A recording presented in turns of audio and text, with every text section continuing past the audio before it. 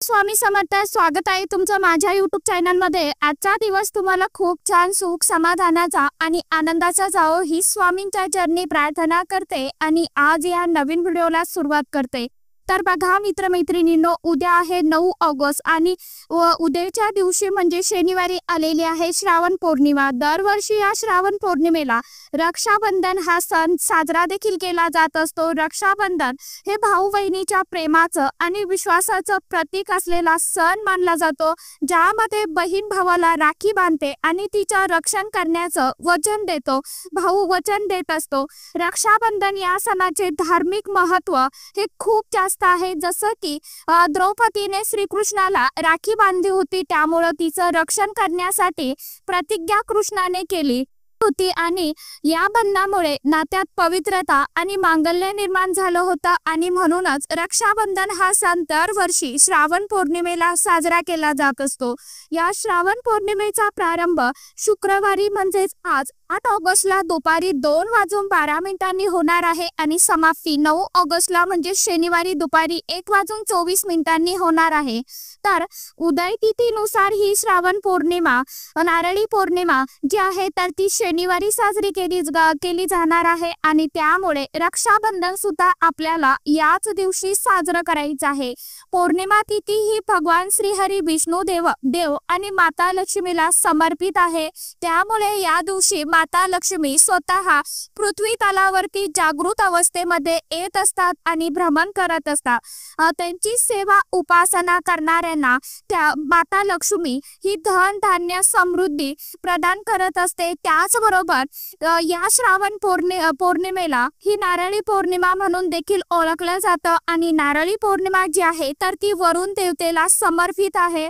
या दिवशी लोक मासेमारी करतात। तर जे लोक मासेमारी करतात तर ते समुद्राची पूजा करून समुद्राला एक नारळ अर्पण करत असतात आणि म्हणून या श्रावण महिन्यात येणाऱ्या पौर्णिमेला अनन्यसाधारण असं महत्त्व दिलं जातं। या श्रावण पौर्णिमेच्या दिवशी विविध तीर्थक्षेत्रावरती स्नान करण्याला विशेष अनन्यसाधारण महत्त्व दिलं जातं। परंतु आता या धावपळीच्या काळामध्ये सर्वांनाच या दिवशी पवित्र ठिकाणी किंवा तीर्थक्षेत्री जाऊन स्नान करणं शक्य होतं का? तर नाही। आणि त्यामुळे म्हणूनच आपल्याला आपल्या घरच्या घरीच आंघोळीच्या पाण्यामध्ये काही वस्तू ज्या आहेत तर त्या आवर्जून टाकायच्या आहे आणि ह्या वस्तू पाण्यात टाकून आंघोळ केल्याने पवित्र तीर्थक्षेत्री स्नान केल्याचं पुण्य फळ जे आहे तर ते मिळत असतं।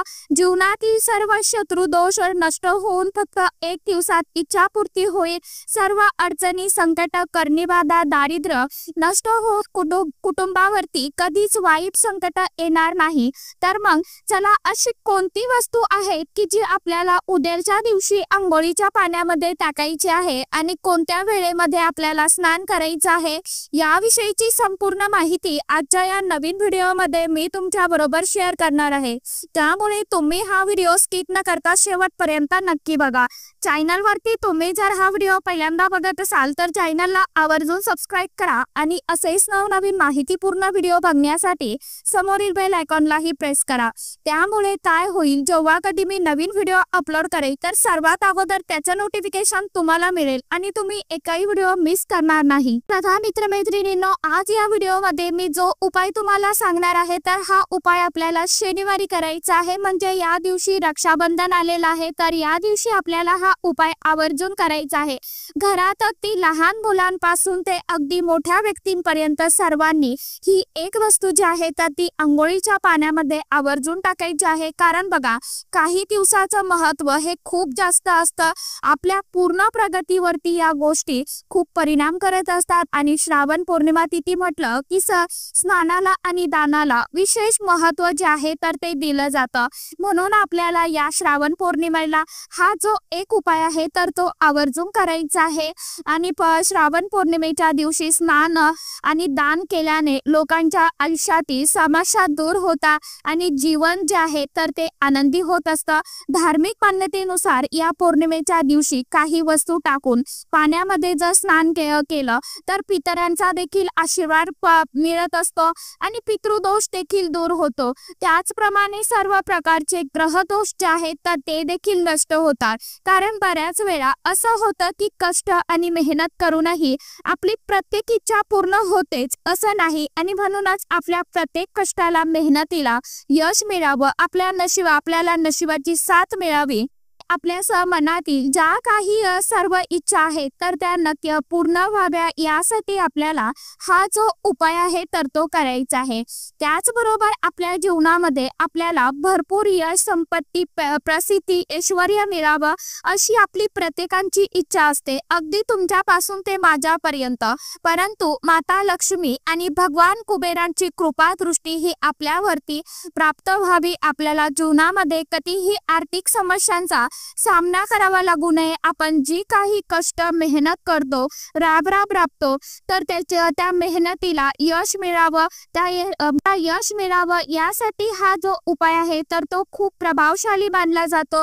कारण बऱ्याच वेळा असं होतं की आपण भरपूर कष्ट करत असतो परंतु कष्ट करूनही आपल्याकडे म्हणावा तसा पैसा येत नाही, आपल्याला पैसा मागे धावत राहावं लागतं किंवा पैसा आला तर तो आपल्याकडे टिकत नाही, या ना त्या कारणाने खर्च होतो, परत आपल्या हातून घरातून निघून जातो, आपल्या कष्टाला यश मिळत नाही। आणि म्हणूनच जर तुम्ही श्रावण पौर्णिमेला हा एक उपाय केला तर तुमच्या कष्टाला नक्कीच यश प्राप्त होईल।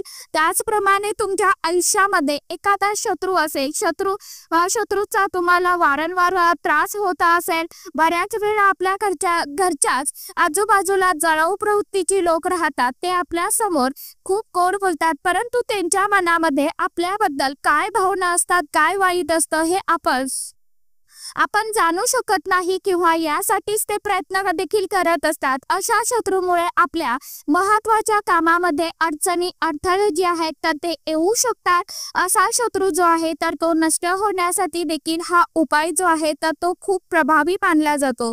ज्यावेळी आपण ही एक वस्तू आंघोळीच्या पाण्यामध्ये टाकत असतो त्यावेळी आपलं शरीर, मन हे पवित्र होत असतं, आपला आत्म्याचं शुद्धीकरण होत असतं।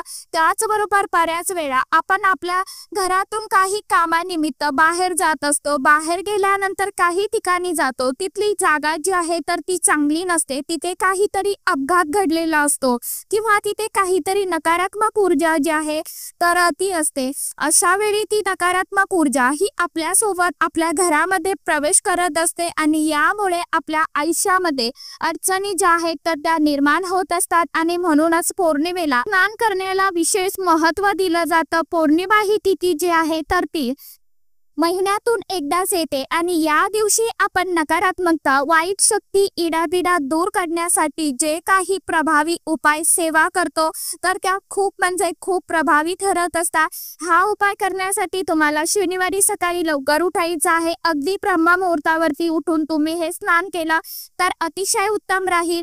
कारण ब्रह्ममुहूर्तावरती सर्व देवी देवता स्नान करत असतात, त्यामुळे वातावरणामध्ये एक सकारात्मक लहरी ज्या आहेत तर त्या खूप जास्त प्रमाणामध्ये सक्रिय झालेल्या असतात। ब्रह्ममुहूर्तावरती तुम्हाला हे स्नान करणं शक्य झालं नाही तर मग तुम्ही ज्यावेळी स्नान करणार आहे त्यावेळी ही वस्तू तुम्ही आंघोळीच्या पाण्यामध्ये टाकायची आहे आणि सकाळी उठल्यानंतर तुम्हाला सर्वप्रथम आंघोळीचं पाणी काढायचं आहे। शक्य असेल तर कोमट पाणी घ्यायचं आहे, नसेल शक्य तर मग तुम्ही गरम पाणी घेतला तरी सुद्धा चालेल। आणि आंघोळीच्या पाण्यामध्ये सगळ्यात महत्त्वाची आणि पहिली वस्तू टाकायची आहे ते म्हणजे गंगाजल।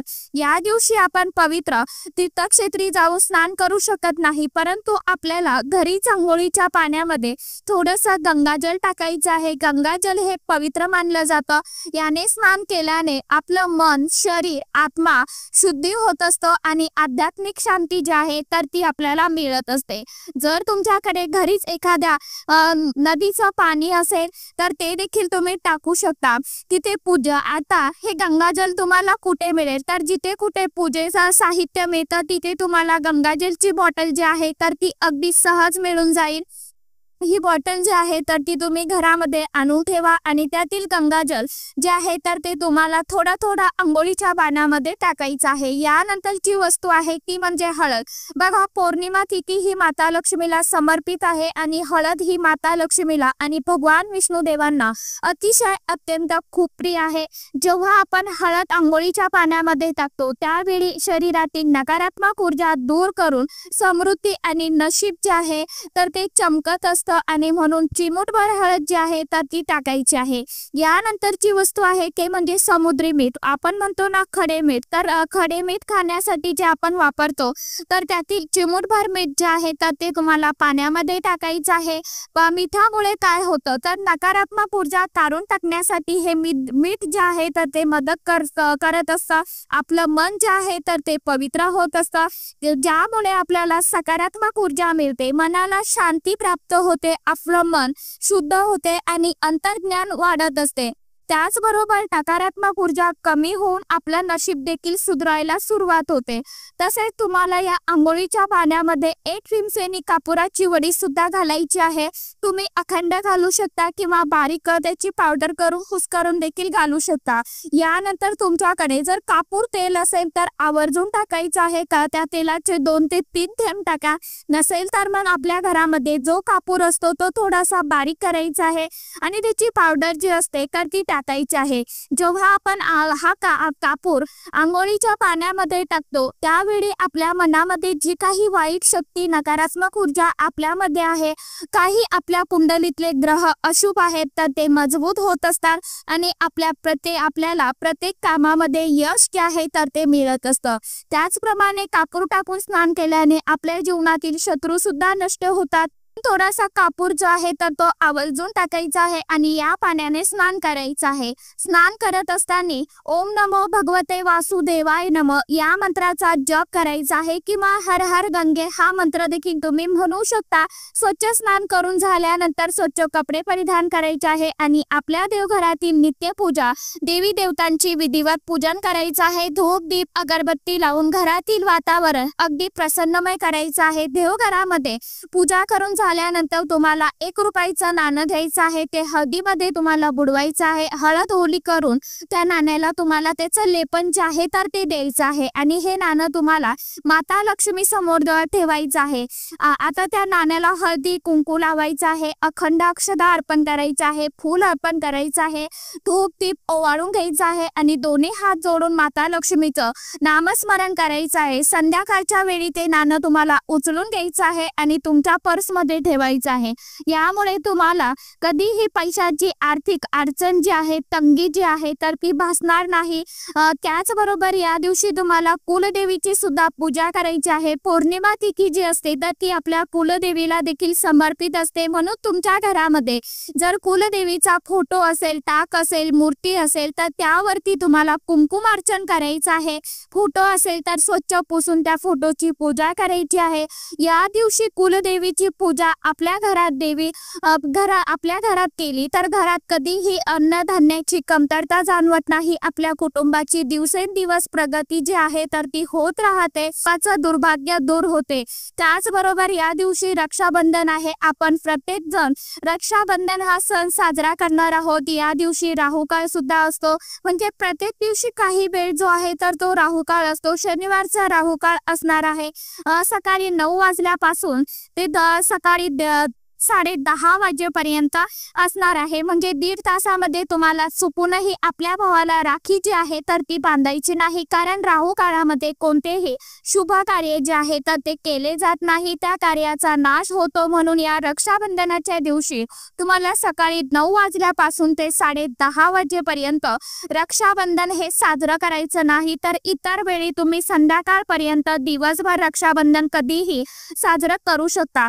तसेच ही श्रावण पौर्णिमा असणार आहे। आपल्याला या दिवशी देवादिदेव महादेवांची आवर्जून पूजा करायची आहे। तुमच्या घराजवळ जर जिथे कुठे महादेवाचं मंदिर असेल तर तिथे तुम्हाला 1 लोटा पाणी जे आहे तर ते महादेवांना अर्पण करायचं आहे आणि बेलपत्र, पांढरी फुलं, शमीपत्र जे आहे तर ते देवादिदेव महादेवांना अर्पण करा। यामुळे देवादिदेव महादेवांची कृपा ही आपल्यावरती, आपल्या कुटुंबावरती राहत असते। आपली सर्व आर्थिक संकट दूर होतात। धन समृद्धी प्राप्त होत असते। तर अशा पद्धतीने तुम्हाला उद्याच्या दिवशी स्नान करून काही छोटे मोठे उपाय जे आहेत तर ते उद्याच्या दिवशी आवर्जून करायचे आहे। उद्याचा दिवस खूप अतिशय महत्त्वाचा आणि खूप शुभ पौर्णिमा आहे, त्यामुळे होईल तेवढी सेवा आणि होईल तेवढे उपाय जास्तीत जास्त उद्याच्या दिवशी आपल्या घरामध्ये करण्याचा प्रयत्न करायचा आहे। तर सांगितल्याप्रमाणे आवर्जून वस्तू ज्या आहेत तर त्या अंघोळीच्या पाण्यामध्ये टाकायच्या आहे आणि स्नान करायचं आहे। तर चला, आजच्या व्हिडिओमध्ये इतकीच माहिती होती। कशी वाटली नक्की सांगा। व्हिडिओ आवडला तर चॅनलला आवर्जून लाईक शेअर सबस्क्राईब जरूर करा। परत भेटूया नवीन माहिती सोबत, नवीन व्हिडिओसोबत। तोपर्यंत सर्व माझ्या यूट्यूब परिवाराला श्री स्वामी समर्थ।